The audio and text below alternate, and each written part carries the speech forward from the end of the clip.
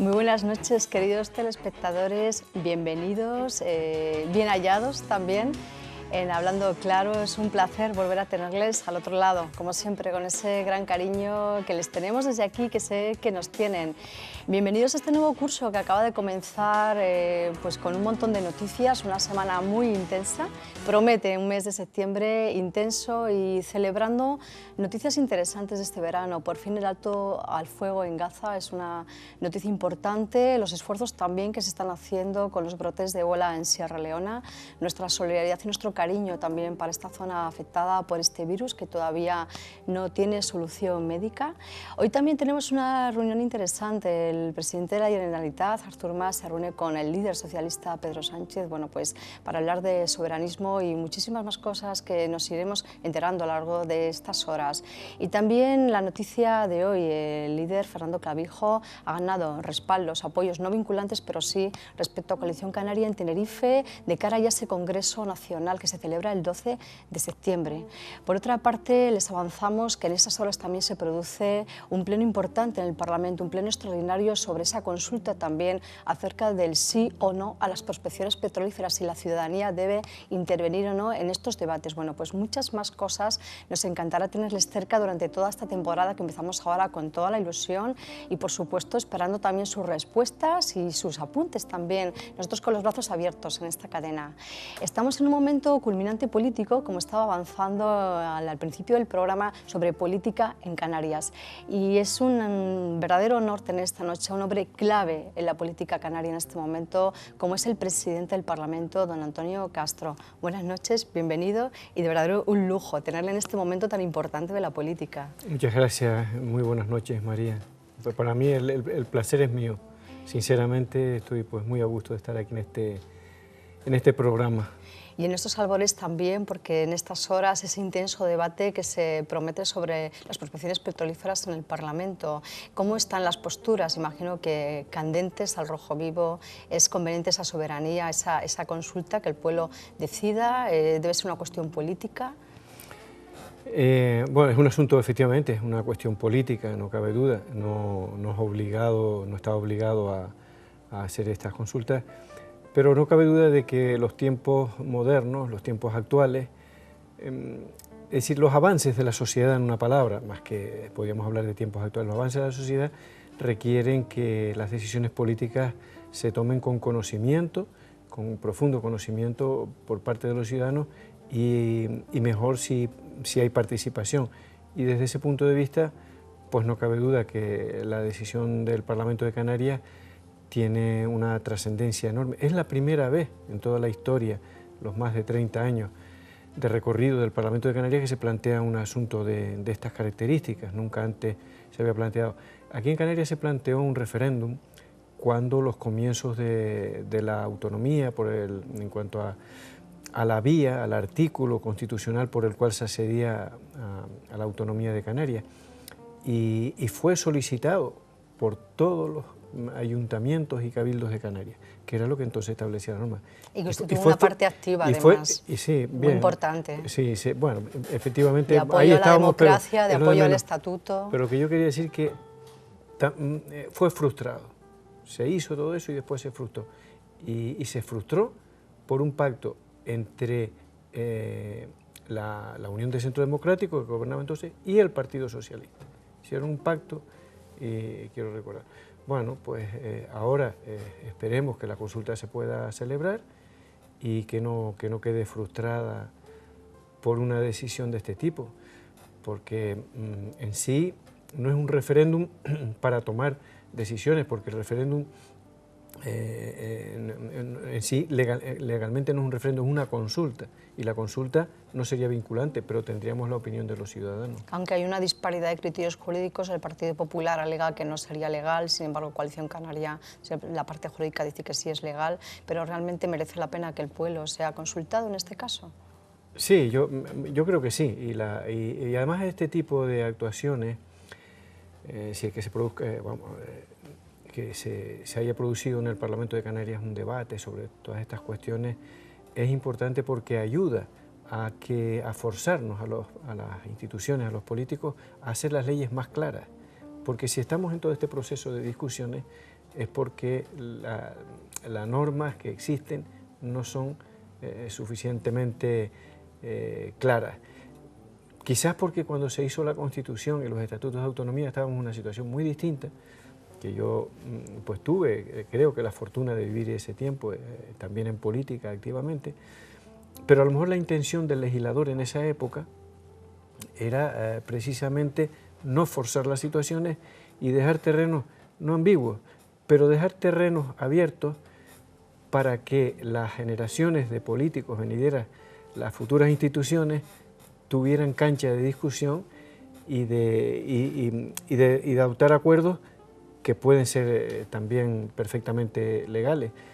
Pero en cualquier caso, una ley siempre tenemos que procurar que las leyes sean nítidas y claras, y por eso, bueno, pues yo personalmente, y creo que mucha gente en nuestro partido, en Coalición Canaria, aboga por las reformas de la Constitución y la reforma del Estatuto de Autonomía, pero en fin, eso es otra historia que para otro momento. El caso es que nadie puede criticar que se le consulte a los ciudadanos en un Estado de Derecho y democrático, y sabiendo que ahora mismo eso es una consulta y que no es vinculante, y que para evitar discusiones como las que hay con Cataluña, con Canarias, etcétera, pues es mejor que las leyes tengan, y sobre todo en estos asuntos, que después de más de 30 años de Constitución, yo creo que es hora de que los políticos marquemos las rayas que hace 30 y tantos años, en el año 1978, no pudieron, no es que no quisieran, quizás no pudieron las fuerzas políticas, esas rayas nítidas y claras de lo que corresponde a cada quien no fueran perfectamente nítidas. Y yo creo que esa obligación después de tantos años nos ha llegado a quienes hacemos hoy política, ¿no? Sobre todo pues a nivel de gobierno central, de las Cortes las Cortes es una palabra, el Congreso y el Senado, ¿no? Y pasar el testigo a las generaciones que vienen. Bueno, claro. Estaba revisando, la democracia ya existía en la época ateniense.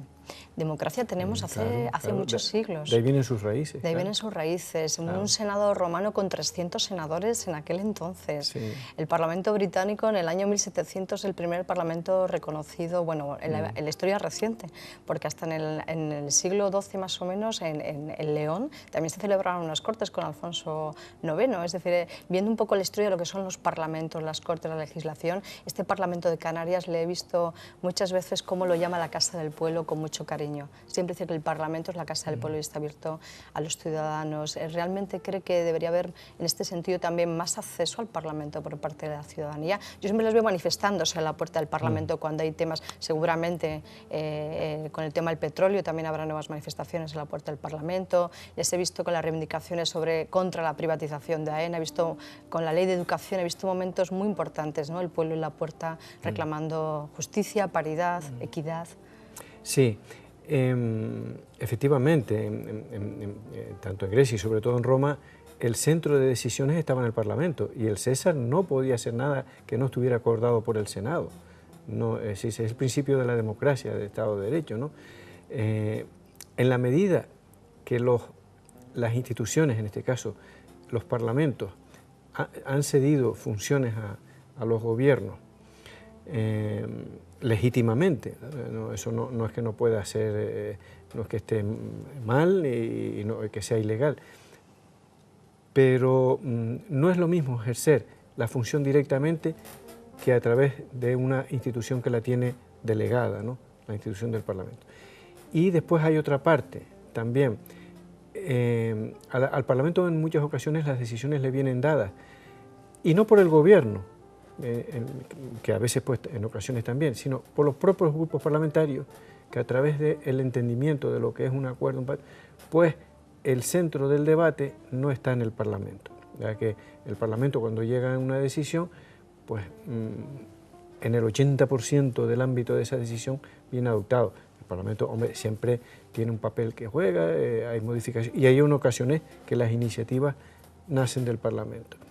¿Qué quiero decir esto? Que algo en lo que yo creo profundamente, y no ahora, que soy el presidente del Parlamento, sino todo el tiempo que estuve también en el gobierno, en las distintas consejerías del gobierno de Canarias. He tenido siempre un respeto por el Parlamento enorme y he sido partidario de que las decisiones se debatan y se adopten en el Parlamento, abiertamente, sin condicionantes de partidos, sin condicionantes institucionales de ningún tipo. Y yo, que estaba en el gobierno, al mismo tiempo era diputado, cuando una decisión me venía del Parlamento, yo luego, ejerciéndola en el Ejecutivo, desarrollándola, me sentía más seguro, me sentía más respaldado, que no pues con una decisión que la estábamos adoptando desde el punto de vista legal correctamente en el gobierno, pero que no se le había pedido opinión al Parlamento, o al revés, que al Parlamento se le habían mandado propuestas condicionadas.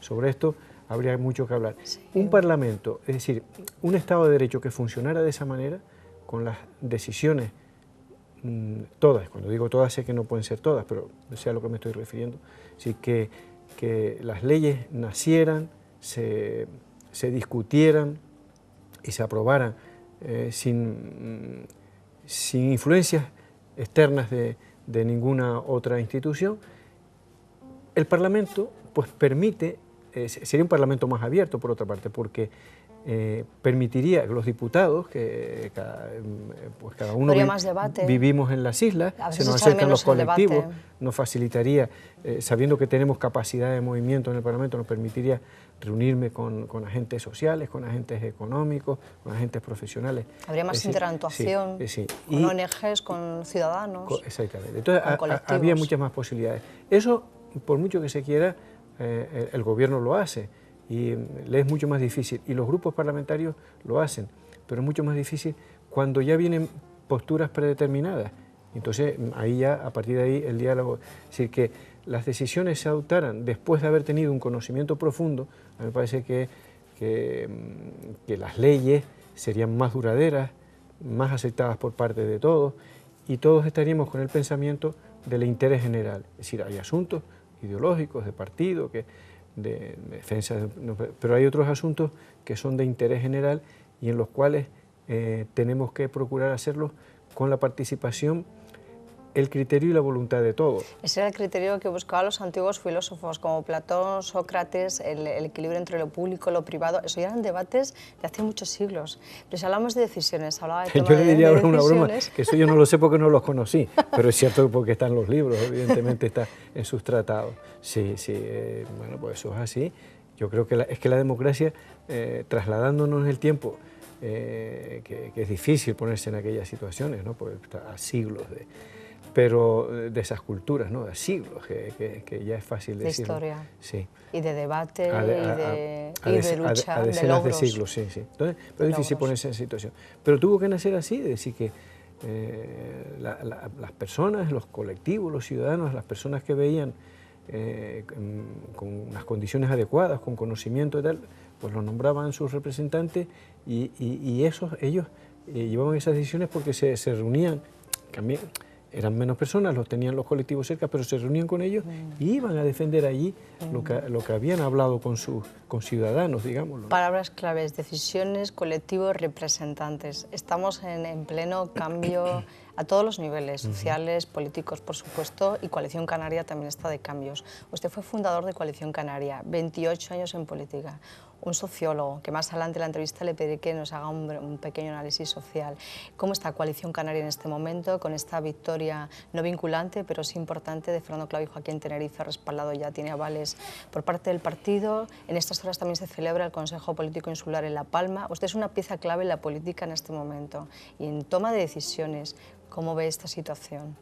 Bueno, yo a nivel personal, con un enorme respeto a lo que quiera decidir la mayoría del partido. Y yo no he querido, es evidente que he tenido muchos contactos, muchas conversaciones, creo que conozco con bastante en profundidad lo que piensa cada quien, lo que representa cada opción, etcétera, etcétera. Pero en mi condición de presidente del Parlamento, por una parte, y precisamente porque por otra no ostento ningún cargo representativo dentro del partido, ningún cargo ejecutivo, debo ser respetuoso con la decisión, y con la decisión que haya, lógicamente, pues la vamos a aceptar y la vamos a apoyar. ¿Qué se espera? Evidentemente, está en discusión, creo yo, dos formas de proceder a abordar el futuro.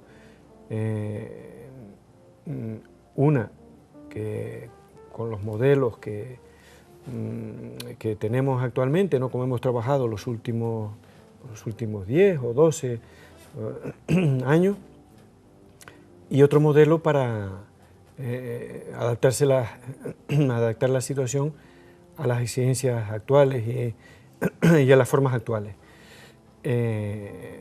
Entonces, pues eso es lo que hay. Entonces, ¿yo qué le pediría a los afiliados? Bueno, pues pensar en esto, ¿no? Que es lo mejor. ¿Seguimos una línea continuista o una línea reformista en Coalición Canaria? Sí, efectivamente, sí. En el fondo, hombre, no es tan simple, no es tan sencillo, pero en el fondo hay algo así, ¿no?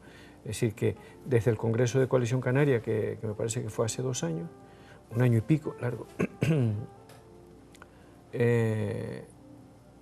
bueno, pues se ha venido marcando una línea de debate. En el Congreso fue muy intenso también, si lo recordamos, y esa línea ha continuado su dinámica, y creo yo que ha ido creciendo en aceptación y bueno, no sé cuál será la decisión, porque la decisión le corresponderá pues a esas 92, 94 personas que componen el Consejo Político Nacional. En que usted forma parte también tiene ahí su voto. No, yo no tengo voto, ¿eh? Fíjese qué tranquilidad me da eso. No tengo voto. Pero sí, le veo como un hombre de consenso. Usted es un hombre de consenso. Yo cuando renuncié a los cargos dentro del partido, pues renuncié. ¿Y el Consejo Insular tampoco tiene voto en La Palma? En La Palma sí tengo voto. ¿Cómo están las cosas en La Palma en este momento? Sí.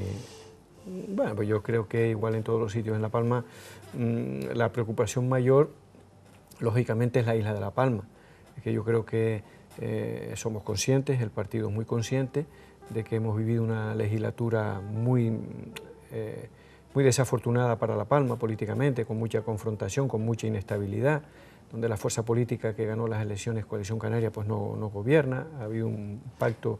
¿Cuáles fueron las claves de esa moción de censura donde Coalición Canaria pierde el cabildo? Bueno, y hay la moción de censura, una revoltura. La moción de censura viene dada porque el Partido Socialista llegó a un acuerdo con el Partido Popular después de las elecciones en todos los ayuntamientos, y Coalición Canaria, en concreto pues Guadalupe González Taño, nuestra presidenta del Cabildo en esos momentos, en un acto de responsabilidad política enorme, que yo desde luego le doy un valor enorme, y en un acto de honradez también política, no acepta gobernar en una situación en que consejeros del Partido Socialista o del Partido Popular, pero el acuerdo era con el Partido Socialista, fundamentalmente consejeros del Partido Socialista, por la mañana estaban sentados con Coalición Canaria en el Cabildo, votando una decisión, y por la tarde estaban en un pleno de un ayuntamiento,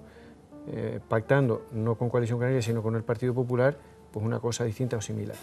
Y la permanente, es decir, el pacto que hay en los ayuntamientos en La Palma se trasladaba al Cabildo, aunque el Partido Popular no estuviera. Y entonces el grupo de Coalición Canaria que gobernaba, y Guadalupe González Taño, se veía muchas veces con iniciativas que venían forzadas a tratarse porque había habido un acuerdo por detrás entre Coalición Canaria y el Partido Socialista de La Palma. Si es que no sé si son del Partido Socialista, porque bueno, pues ha habido unos expedientes y los han expulsado, ¿no? Sí. Y eso el partido, estas personas de La Palma que pertenecían al Partido Socialista, pues lo hicieron en contra de la voluntad del Partido Socialista en Canarias, a vista, y en contra del Partido Socialista a nivel de España. Entonces, ya digo, en un acto de honradez, que eso, desde luego, y de lealtad con la isla, con Ciudadanos, dice, si yo no puedo gobernar con seriedad, con responsabilidad y con un acuerdo, pues prefiero no gobernar. Y entonces, pues la decisión que se toma es, bueno, pues voy a gobernar en minoría, y a partir de ahí, bueno, o sea, el riesgo que asumo es que ese pacto que hay en los ayuntamientos y que quieren muchos, o lo quiere trasladar los representantes del Partido Socialista en esos momentos, ahí lo quieren trasladar al Cabildo, pues que lo hagan. Y así lo hicieron. Y ha sido, y es, en mi opinión, en unos momentos clave ha sido pues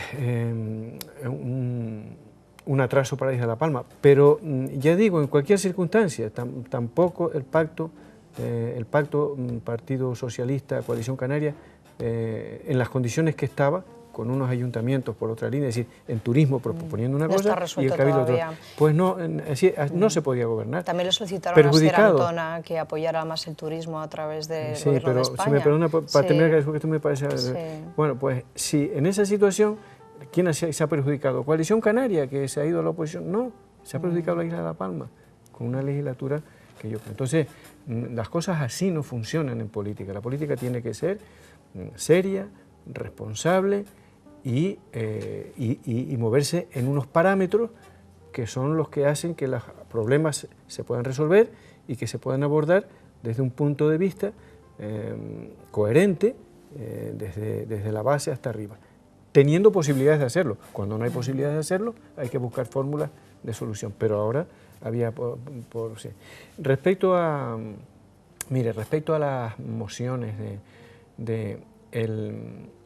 el Partido Popular en La Palma, en muchos casos con la anuencia evidente de este grupo del Partido Socialista, que ya digo que, bueno, que yo sepa, pues están expulsados del partido, pero que representaban al Partido Socialista, se han presentado muchas iniciativas, tanto en alguna ocasión por el Partido Socialista, muchas por Coalición Canaria y algunas por el Partido Popular, tratando en el fondo de que se resuelvan por parte del Estado los problemas que tiene La Palma, los problemas de financiación, en materia de obras hidráulicas, en materia de empleo, en materia de sanidad, vuelos también, de que es lo mismo, efectivamente, de transporte, que son los mismos problemas que básicamente tienen otras islas, pero que en La Palma están agravados.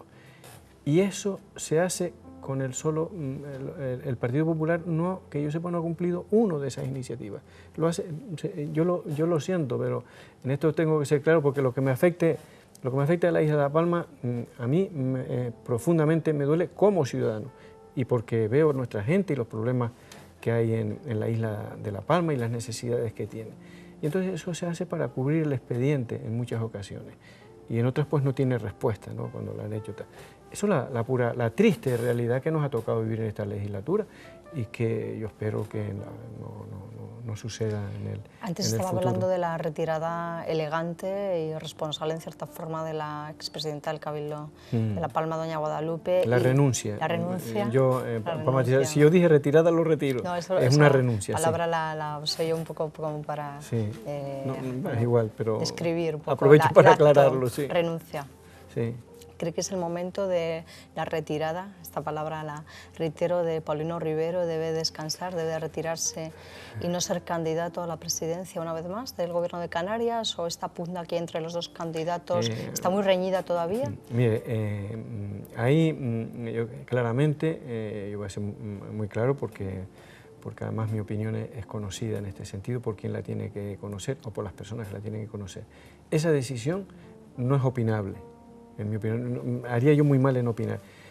Paulino Rivero es una persona con una experiencia política enorme, es el presidente del Gobierno de Canarias y tiene datos, conocimientos y análisis para saber lo que él tiene que hacer de cara al futuro. Y esa decisión le corresponde a él personalmente.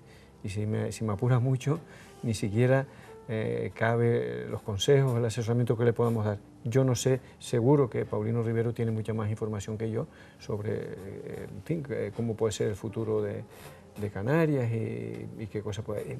Es difícil. Y lo digo porque a mí, después me pasa, a lo mejor a otro nivel, pero me pasa exactamente lo mismo.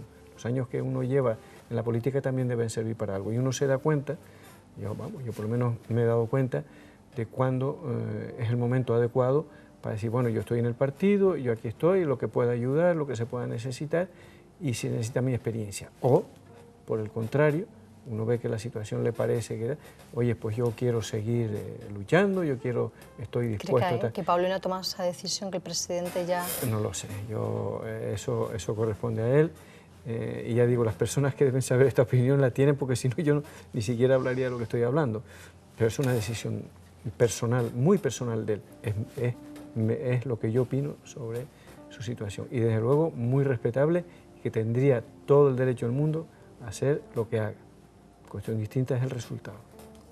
Recientemente García Ramos en prensa, en una entrevista, comentaba que sí, que la persona de Fernando Clavijo le parece muy loable, pero que por otra parte el sector que le avala, ¿no? Ricardo Melchor, Ana Oramas y Manuel Hermoso, lo citaba textualmente, pues que él no estaba tan convencido de respaldar todo lo que rodea a Fernando Clavijo y que el PNC podría retirarse de Coalición Canaria. ¿Crees que es una medida adecuada? Mire, ¿es un cambio tan real si Fernando Clavijo fuera el nuevo candidato? Realmente tiene gente muy antigua también. Sí. Juan Manuel García Ramos es una personalidad en el mundo universitario, en el mundo de la cultura y en el mundo de la política. Hemos sido compañeros en el Consejo de Gobierno. Le tengo una gran estima y una gran consideración. Y yo, sobre esa opinión, creo que la opinión que ha dado no tiene un conocimiento profundo sobre la situación en que, es decir, el movimiento, la opción, como lo queramos llamar, que trabaja Fernando Clavijo. Yo me he preocupado por conocer profundamente las dos, tanto la que está propugnando, que no sabemos si al final se mantiene o no, pero la que está propugnando Paulino Rivero, y la que estaba propugnando Fernando Clavijo.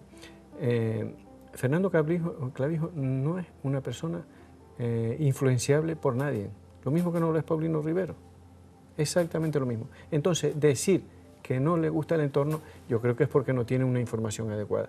Fernando Clavijo tiene una fuerte personalidad, cuestión distinta, que es una persona que, bueno, pues que tiene un carácter amable, coloquial, simpático, pero es una persona muy preparada, tiene unas posibilidades políticas enormes y nadie va a... Fernando, cuando ha tomado una decisión, es él, y es él con unas condiciones, con un movimiento, una serie de movimientos en lo que esas personas que usted ha nombrado exactamente no están en ese movimiento. Les caerán bien a Fernando, les caerán bien o les caerán mal a otros, pero lo que hay que ver es quién maneja la máquina, cómo es la máquina, y la máquina de la opción esa, pues el que conduce es Fernando Clavijo.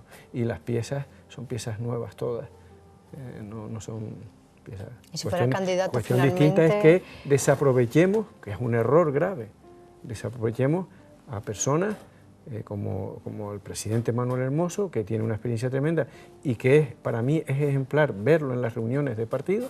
Sigue siendo un líder. Claro, bueno, lo era, ¿no? Y que vaya a opinar y es respetuoso con lo que se acuerde, como lo ha sido siempre. O don Ricardo Melchor, lo mismo, que personas que hay que escuchar. Cuestión distinta es que haya que hacer siempre lo que dicen. Y yo le aseguro que Fernando Clavijo sabe escuchar y sabe decidir y no se deja influenciar por lo que le digan unos y por lo que le digan otros. Si fuera el candidato, ¿ganaría las elecciones a la presidencia? Si Fernando Clavijo finalmente fuera el candidato. Eso hay que esperar. Para las elecciones son no en mayo tanto, del año que viene. Queda tanto. Todavía podemos decir que son el año que viene. Bueno, efectivamente no queda tanto, pero si miramos el espacio del entorno el tiempo espacial que yo llamo, esto no es nada. Pero en tiempo real, efectivo de nuestra vida, es bastante. Mire, todavía queda el periodo de sesiones en el Parlamento, de septiembre a enero, y el de febrero hasta abril, en que se convocarían las elecciones y empezaría la campaña. Hay tiempo y evidentemente pueden pasar muchas cosas. Mira, cambiar la ley electoral también, siempre se comenta este tema acerca de las elecciones, luego no se cambia. La ley electoral, lo que pasa es que para hacer el cambio de la ley electoral tiene que haber un acuerdo amplio y está la reforma del estatuto por medio y hacerlo con el mayor consenso. La ley electoral canaria, la reforma que necesita es mínima y es ajustar un poco los porcentajes mínimos para entrar en el Parlamento. Simplemente eso, pero claro, mover eso está vinculado a otras cosas también.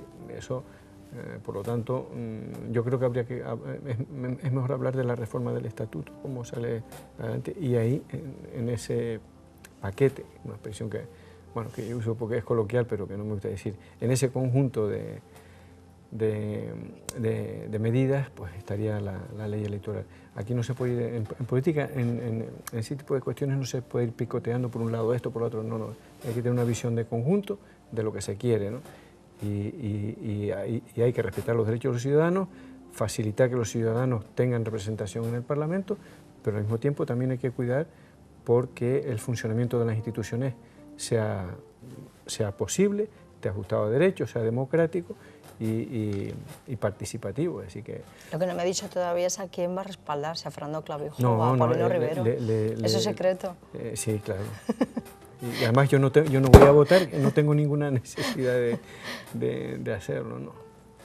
Vamos, no me va a decir nada de qué corriente le gustaría que ganara. Sí, la que corriente. Sí. A mí me gustaría que ganara una corriente por la que se luchó muchos años, que es de las Islas Menores, pero esa por lo visto no la quiere nadie. ¿Nunca se ha planteado ser candidato usted a la presidencia del gobierno? Sí me lo he planteado, pero no ha sido posible. Mis compañeros de partido lo saben perfectamente, pero yo no voy anunciando Los canarios se pierden un gran presidente. En los medios de comunicación, bueno, no lo sé, tampoco estamos tan seguros de esas cosas. Tiene experiencia, tiene carisma, es alguien muy conciliador. Yo le veo en la mesa del Parlamento, cómo concilia las posturas, cómo... Bueno, eso no es nada sencillo. Eso es lo que luego los ciudadanos no ven, pero realmente es así. Yo este tipo de asuntos en mi vida siempre los he planteado en los órganos de partido. No me habrán visto en ningún medio de comunicación. Decimos, ¿qué me gustaría esto? Se lo estoy diciendo. Yo creo que hubiera sido bueno, muy bueno para la política canaria, que si hubiera habido una dirección del gobierno de Canarias en algún momento de un candidato procedente de una isla menor, de un candidato elegido por una isla menor. Bueno, lo preciso porque hay que precisarlo. Entonces, eso sería la aceptación de lo que es de verdad Canarias, de lo que es, porque, mire, en las Islas Menores la sensación que se tiene es que somos los hermanos pobres de las islas, que aquí todo se centra en lo que sucede en Gran Canaria, en Tenerife. Afortunadamente Lanzarote y Fuerteventura han tenido la posibilidad de despegar económicamente, pero desde el punto de vista político también siguen siendo... Sin embargo, La Palma fue la pionera en la Ilustración. Sí, sí. Es la primera isla más culta donde empezó a llegar la información de evolución de la sociedad. La Palma hasta casi finales o por lo menos mediados del siglo XVIII, está claro que sí. Visitando el templo masónico, estos días precisamente comentábamos este tema, la importancia de este templo en el centro de Santa Cruz, la cercanía del Parlamento y, por otra parte, la importancia de La Palma respecto a la masonería y a la entrada de nuevas culturas y tendencias y modelos de crecimiento social, personal, económico, modelos de la primera luz eléctrica, la primera radio, el primer telégrafo, primer teléfono, en fin, sí. Y la agricultura, que usted fue consejero de Agricultura y sé que ama el campo. El otro día estaba en la siega del trigo en Icoz el Alto y me encontré agricultores muy enfadados, muy contrariados. De hecho, también Asaga hizo declaraciones recientemente porque se va a importar papa de Reino Unido y todavía tiene aquí varios miles de toneladas de papas sin ser vendidas. En este caso le afecta a la zona del norte, el tema del tomate, la lucha eterna con el REA, la falta de cultivo de trigo que hay en las islas con el gran consumo que hay. ¿Por qué hemos llegado a este desequilibrio con la agricultura? De hecho, quiero citarle a un ganadero, en este caso también don Rafael, que no se me olvida el nombre ni la persona, me decía, María, llevo 13 meses sin cobrar la leche, Teisol no me paga, en este caso el responsable es el Cabildo. Es decir, ¿puede estar un ganadero sin cobrar 13 meses? No, Luego hablamos de los productos canarios, de potencia. Sí, esas cosas no deben suceder, sí. Hay que ver también las circunstancias en que se desenvuelve luego esa producción, cómo tiene que competir. Ha sido una lucha constante, histórica, no es de estos tiempos, de Canarias, de las producciones interiores, que por una serie de cuestiones estructurales no son competitivas a nivel de mercado con producciones que vienen de fuera, en ocasiones incluso subvencionadas, como sucede en Canarias. Entonces, es decir, aquí hay que alimentar aproximadamente una población de 2,5 millones de personas, 2 millones y algo, cerca de 200 que vivimos, y consideramos que hay más de 300.000 turistas fijos O sea, los turistas están una semana, pero se van unos y vienen otros.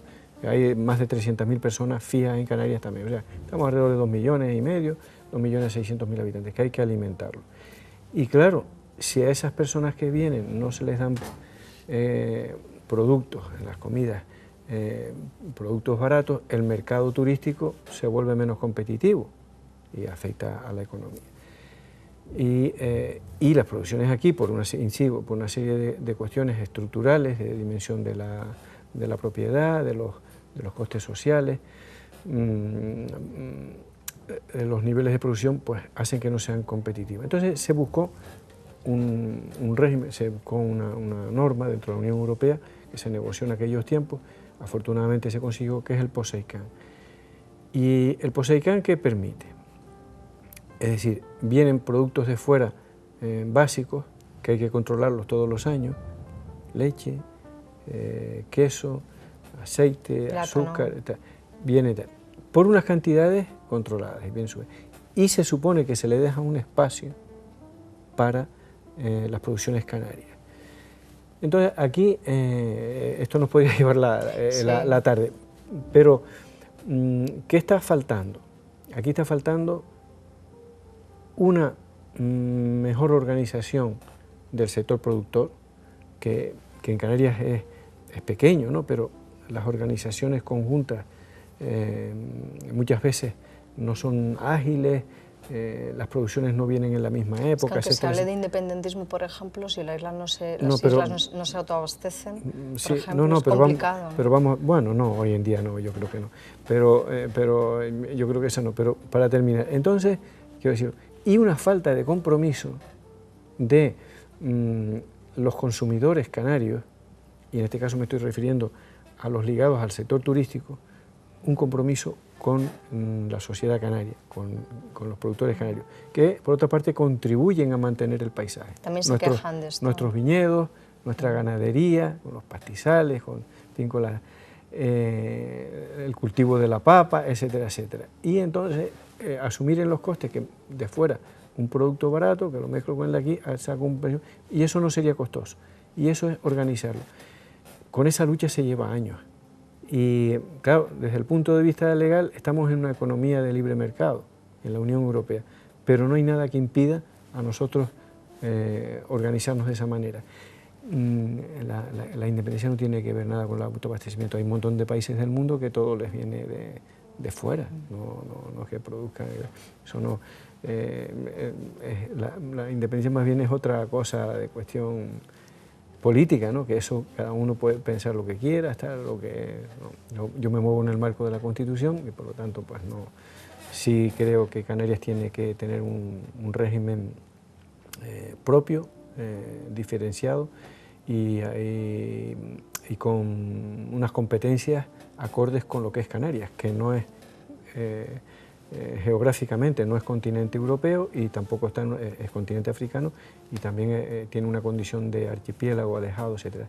Algo que lo reconoció la Unión Europea y que ha servido para tener esos programas que en el fondo es lo que muchos pensamos que tiene que recoger la Constitución española y el Estatuto de Autonomía de Canarias, es decir, aquello que ha reconocido Europa que puede hacer y que de hecho lo hace con otros territorios que son estados, en el fondo son estados y países, lo puede hacer con una comunidad autónoma, como es Canarias, lo puede hacer el Estado español, pero en España todavía yo creo que el centralismo en España es muy fuerte y carece de una visión real de lo que es este país y sobre todo es que si empezamos a hablar de eso, es que todas las comunidades tienen algo diferenciado. En función de esto que está comentando, Artur Mas tendría razón con la consulta soberanista y con la propuesta independentista de Cataluña. Yo creo que no, que en eso estamos todos de acuerdo, que ese no es el camino, ¿no? Eso yo no estoy hablando,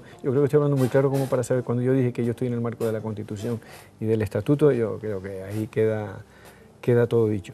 Pero lo que no se puede tener la visión es de que la Comunidad Autónoma de Canarias es igual que la Comunidad Autónoma Andaluza no sé, en los tiempos en que estamos, no se puede mirar para atrás a cómo eran las cosas atrás, que efectivamente, hoy como es el mundo, con la globalización, hay maneras. Y los canarios ya tienen menos ocio. En el último estudio ha caído un 40% de ocio desde el año 2006 al 2013 en Canarias, mientras que aumentó la inversión de ocio y cultura en Euskadi, en Madrid y en Barcelona.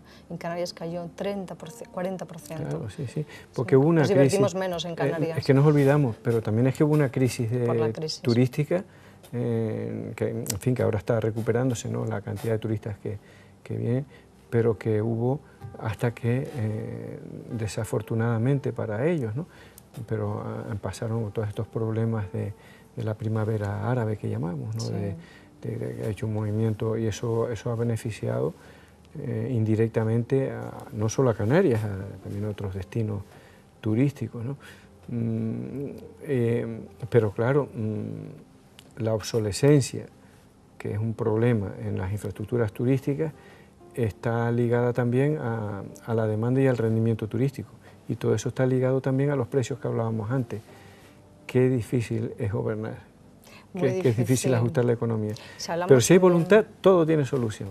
Pues esa frase me gusta, es un buen titular para este programa. Si hay voluntad, todo tiene solución. Si hablamos de materia de seguridad también, porque Canarias, al ser la región ultraperiférica, yo me planteo muchas veces las cuestiones de seguridad. El juez instructor del caso Madrid-Arena acaba de declarar que en ese lugar fallaron todos los mecanismos que tenían que fallar, ¿no? Sí, se cobraron la vida a 5 personas y hubo dimisiones, además, y esto es algo que le afecta al Partido Popular, es el que gobierna en el Ayuntamiento de Madrid.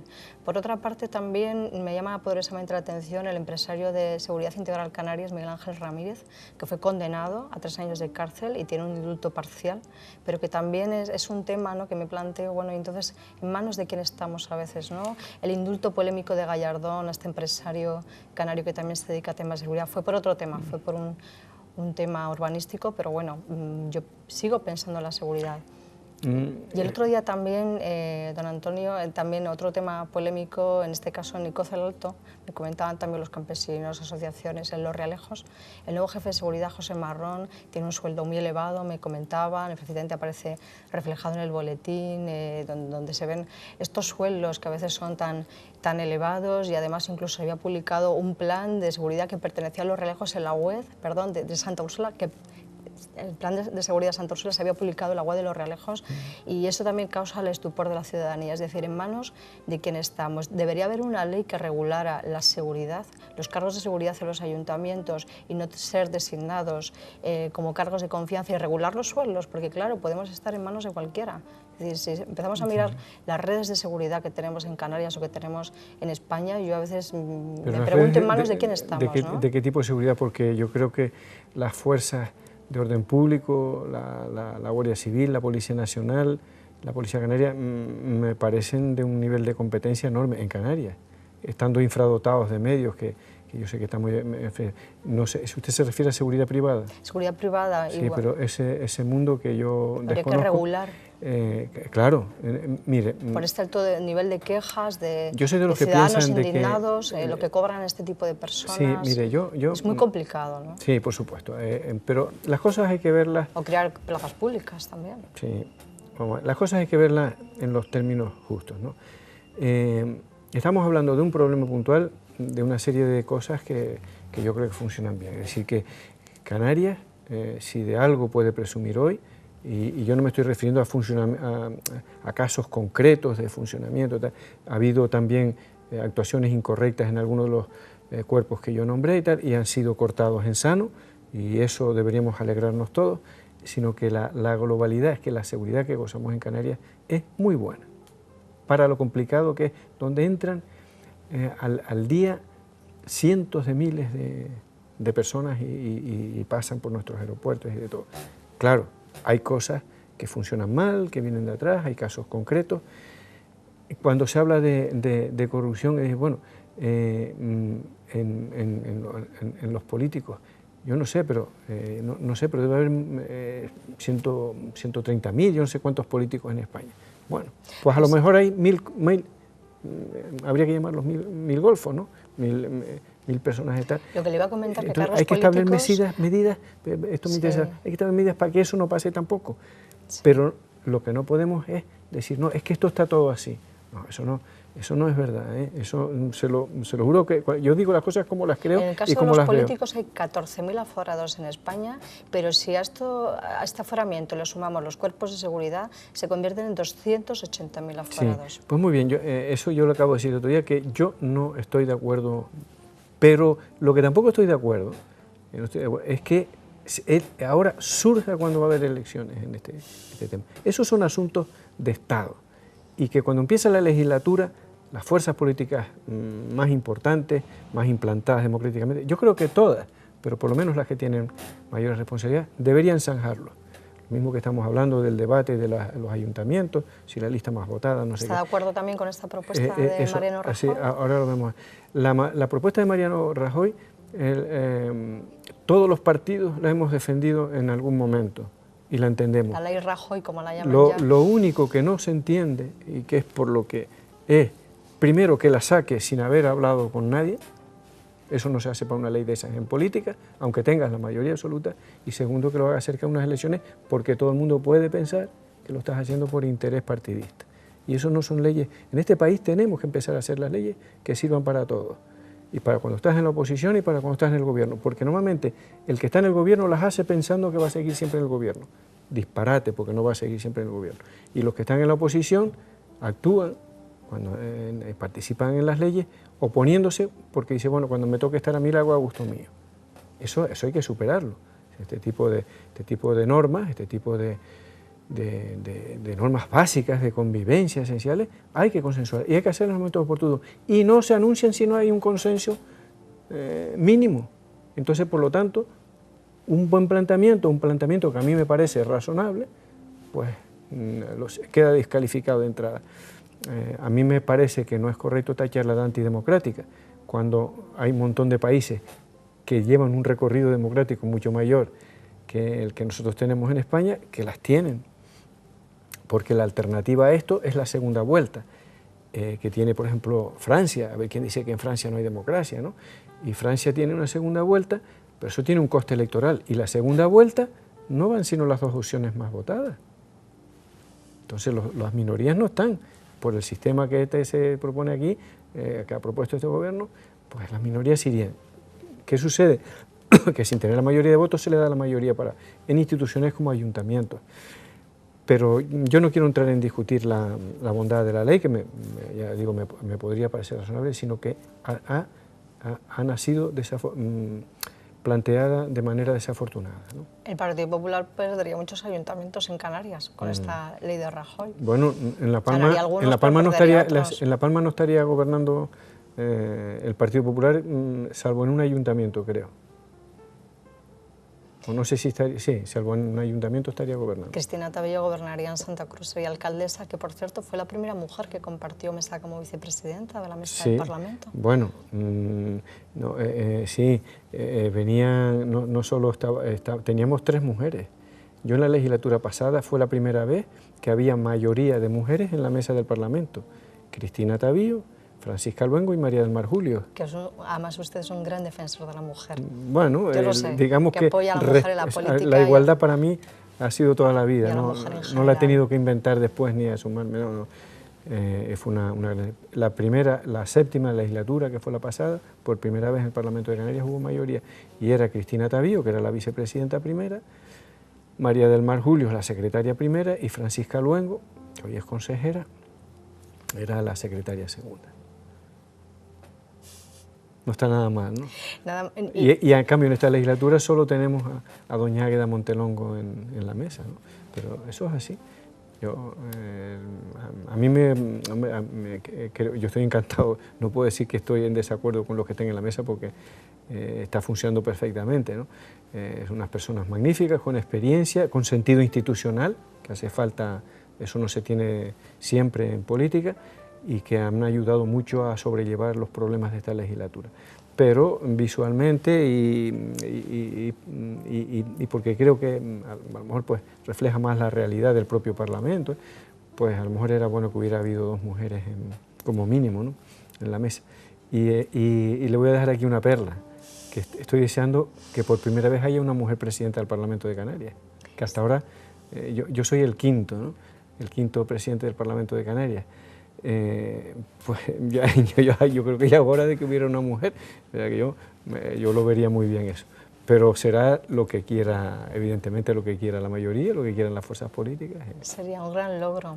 Que esta imagen que estamos dando a nivel institucional, el caso ahora abierto de Jordi Pujol también, su comparecencia inminente, el ministro Montero nos recrimina presuntos delitos fiscales, bueno, ante los ojos del mundo que nos miran. Sin entrar en detalles que no los conocemos y tal. Yo cuando vi esa noticia, ¿no?, me parecía increíble que pudiera suceder eso. Increíble, inédito. O sea, yo bueno, francamente es que se cae abajo todo y entiendes que la gente da. Pero lo que tenemos que pensar es que eso lo ha hecho una determinada persona, lamentablemente, y que tristemente para él ha perdido todo lo que tuvo en el pasado. El crédito político, los honores, lo que pueda tener económicamente, vamos, seguro esa persona lo ha perdido. Y eso ya es bastante. Ahora, tampoco sé, porque esto se ha venido a saber después de 30 y tantos años. Esas cosas son... Pues esos lobbies económicos de poder que se hablan que hay en el mundo, ¿cree que hay otros lobbies que mueven los hilos invisibles de la economía, de la sociedad, y nosotros al final que somos veras víctimas de...? Eso es difícil de saber, se escriben libros, se dicen cosas... Se escriben libros. Es difícil de saber. Lo que está claro que en el mundo hay fuerzas de poder en todos los sentidos, culturales, tecnológicas, económicas, de terrorismo, que fuerzan movimientos, fuerzan actuaciones a través de recursos que adquieren, en ocasiones ilícitamente, para imponer criterios o para desestabilizar. Sí. Y por eso yo creo en lo que decía, creo que era Sandro Pertini, que fue presidente de Italia, que es un gran demócrata después de la Segunda Guerra Mundial, el presidente de Italia, que decía que, yo todavía lo recuerdo allí, dando saltos cuando Italia eliminó a Alemania en la final de los campeonatos del mundo que se celebraron en España en el año 82. Un señor de 90 y pico años dando saltos allí, yo recuerdo esa imagen de Sandro Pertini, pues que decía que el Estado de Derecho, el Estado democrático, era el menos malo de los sistemas. Y yo creo que es una gran verdad. A través de la democracia y del derecho, del Estado de Derecho, es como pueden afortunadamente resolverse los problemas, aflorar todas estas cosas y buscar soluciones para el futuro. Porque cuando hay un problema de estos, es triste, es penoso, es vergonzoso, por supuesto. Todos los calificativos son pocos, pero de positivo que tiene, bueno, se sabe que hubo esto, y eso obliga a profundizar por qué ha pasado, cómo ha pasado y cómo se evita en el futuro. Porque las cosas, un asunto de estos no debe quedar como para pasar. Este es el perfil humano que yo conozco de don Antonio Castro. Tengo aquí una frase de Mark Twain, al hilo de lo que está diciendo, que dice: todo hombre es como la luna.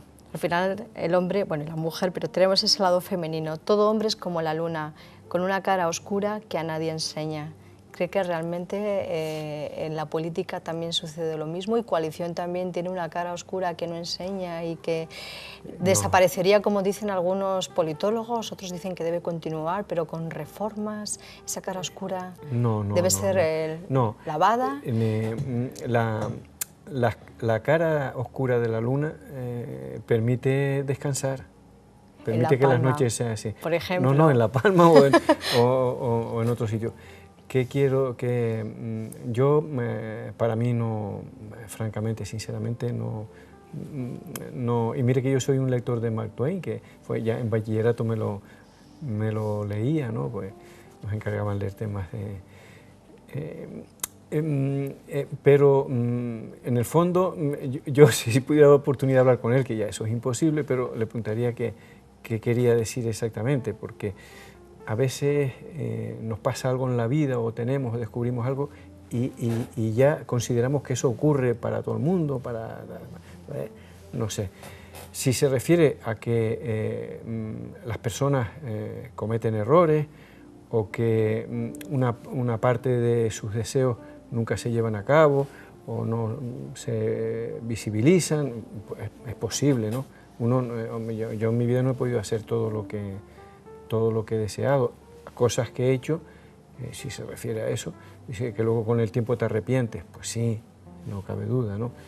Entonces, bueno, pues no, es muy difícil, ¿no?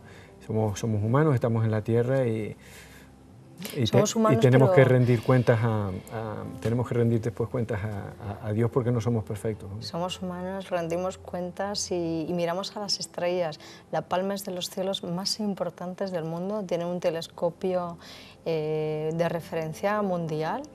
Ustedes además en el Parlamento incluso tienen una moción a favor del Estado, del Gobierno, para apoyar la incursión de otros telescopios también en Tenerife, y además tienen un ordenador muy importante en el mundo. En La Palma hay un sistema informático mucho más importante que el de Tenerife, que aunque nuestro presidente Carlos Alonso diga que el ITER es una referencia, realmente en La Palma tiene el ordenador de alta potencia y sería el referente de telecomunicaciones La Palma, no Tenerife. Aunque al presidente Carlos Alonso le encanta este tema, insiste mucho, pero La Palma realmente es la importante. ¿Qué le dice al presidente del Parlamento su cielo de estrellas de La Palma, cuando usted está allí, ese lado humano, y mira sus cielos? Bueno, eso es algo que todo el mundo debería conocer en profundidad y yo pienso que es uno de los grandes atractivos. Esto va añadido, no va en relación directa con la pregunta, pero es de los grandes atractivos turísticos que puede tener La Palma, si se quiere turístico-científico. Es otro mundo, es una inmensidad, es una preciosidad aquello, muy bien hecho. Hay que felicitar a todos los responsables del astrofísico, a las autoridades políticas, a los gobiernos, en fin, que han apoyado, y en el Roque de los Muchachos en La Palma tenemos un gran centro de investigación y observación astronómica. También lo es el de las Cañadas del Teide, al que me referiré después. Luego Las Palmas pues reúne las mejores condiciones de Europa para la observación astrofísica, por eso están allí los observatorios. Eso con la belleza y las cualidades de La Palma, un entorno tremendo. Yo soy un gran defensor, un gran admirador, y me gusta seguir de cerca todo lo que pasa allí. Cuando se tenga la ocasión de visitarlo y explicarlo y ver y comprobar y analizar las cosas que hacen allí, vemos la inmensidad de lo que llamamos el mundo, que es el universo, que nosotros estamos en un universo, pero que a día de hoy no se sabe los universos que puede haber. Nosotros estamos en uno, pero la inmensidad de eso y cómo estamos nosotros ahí. Quizás eso nos ayudaría a comportarnos todos de una manera, pues si se quiere, más humana. Yo lo vinculo todo a esto. La investigación astrofísica se basa estrictamente en la ciencia, pero aquello nos transporta más allá de la ciencia, porque nos lleva a la meditación, ¿no? Pues eso es lo que yo podría decir. El Gran Tecán de La Palma, bueno, pues el mayor observatorio más importante que tenemos en el hemisferio norte, y que yo recuerde participa España, México, Estados Unidos, no sé si alguna operación, pero vamos, básicamente somos es España. Somos una referencia mundial, se nos van los minutos. Sí, y entonces se está haciendo otro mayor, de espejos mayores, un observatorio de mayor capacidad. Y que no se sabe dónde ir, pero hay muchas probabilidades de que vaya en el hemisferio sur, porque bueno, en estos momentos la investigación nocturna, la observación astronómica nocturna está en el hemisferio norte, pero el hemisferio sur es otra parte del universo que no se puede ver desde el norte, y entonces está ahí. Y aquí, en relación con la moción, quizás tendríamos que estar pensando en ese observatorio que puede estar dentro de 10 o de 20 años en funcionamiento, probablemente en el hemisferio sur. Alemania, entre otras cosas, participa activamente en ese proyecto, está defendiendo que sea en el hemisferio sur, pues estar pensando que el siguiente, que nos parece muchos años, pero que pasan, el siguiente, que será más perfecto que ese, corresponda en el norte y que vaya en La Palma.